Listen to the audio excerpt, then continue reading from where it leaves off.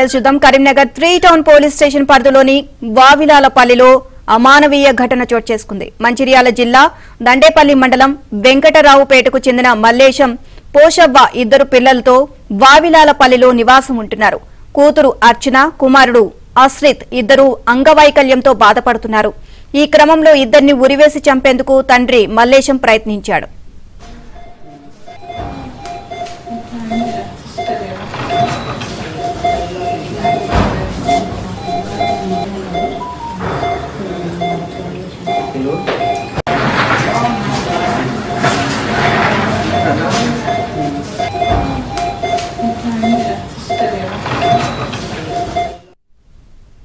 కూతురు అర్చనకు ఉరివేసి హత్య చేసిన తర్వాత కుమారుడు అశ్రిత్కు ఉరివేసేందుకు ప్రయత్నిస్తున్న సమయంలో భార్య పోషవ్వ చూడగా మల్లేశం పారిపోయాడు.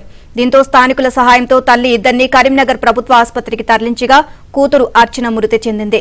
చావు బతుకుల మధ్య ఉన్న అశ్రిత్కు ఆసుపత్రిలో చికిత్స అందిస్తున్నారు. హత్య చేసి పరారైన తండ్రి మల్లేశం కూడా పోలీసులు గాలిస్తున్నారు.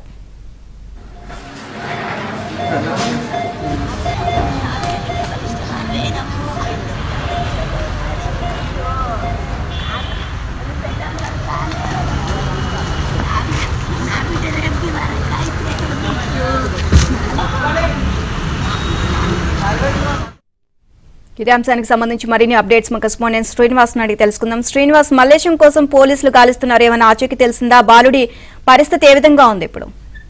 బాలుడి పరిస్థితి కూడా కొంత విషమంగానే ఉంది. అతన్ని కూడా హాస్పిటల్లో చేర్పించారు.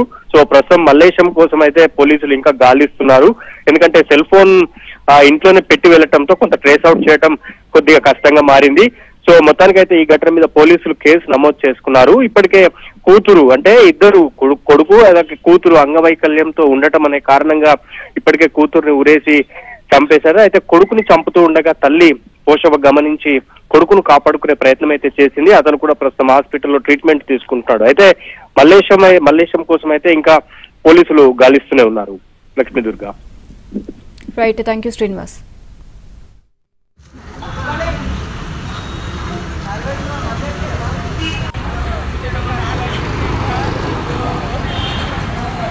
చర్చ జరుగుతుంది. అలాగే